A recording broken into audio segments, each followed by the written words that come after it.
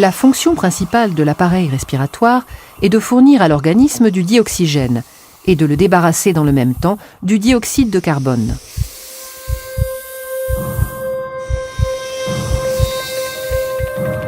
Lorsqu'on inspire, l'air entre dans le nez, puis traverse les voies nasales, le pharynx et le larynx.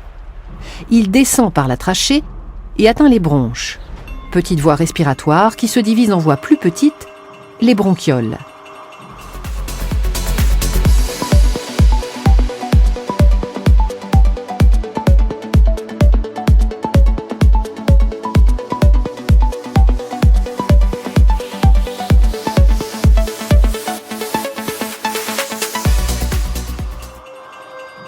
Aboutissant aux alvéoles, petits sacs fragiles en forme de grappe.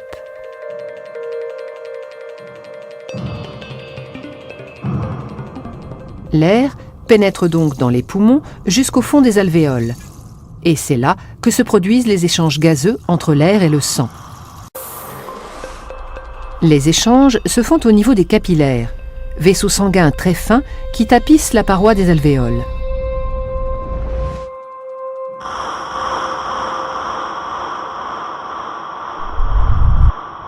Les alvéoles étant au nombre de 600 à 800 millions, la surface totale de contact entre l'air et le sang dans les poumons avoisine les 100 mètres carrés, soit l'équivalent de la surface d'un terrain de tennis.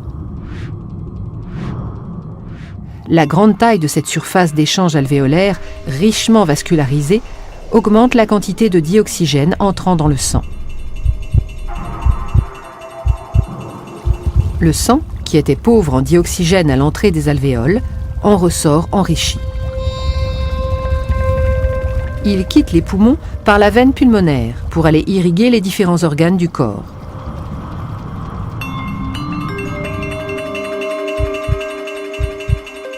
Il retourne dans le cœur qui, agissant comme une pompe, le propulse à travers le système sanguin afin que le dioxygène soit distribué à tous les organes. Et c'est au niveau des cellules des organes que s'opère l'échange inverse de celui des poumons. Le sang délivre le dioxygène nécessaire au métabolisme cellulaire.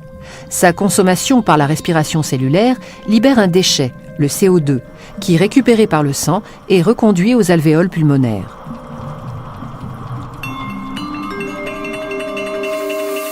En somme, le rôle du système respiratoire est donc d'une part de capter le dioxygène de l'atmosphère afin de le distribuer dans le sang, d'autre part d'extraire le CO2 du sang pour l'expulser dans l'atmosphère.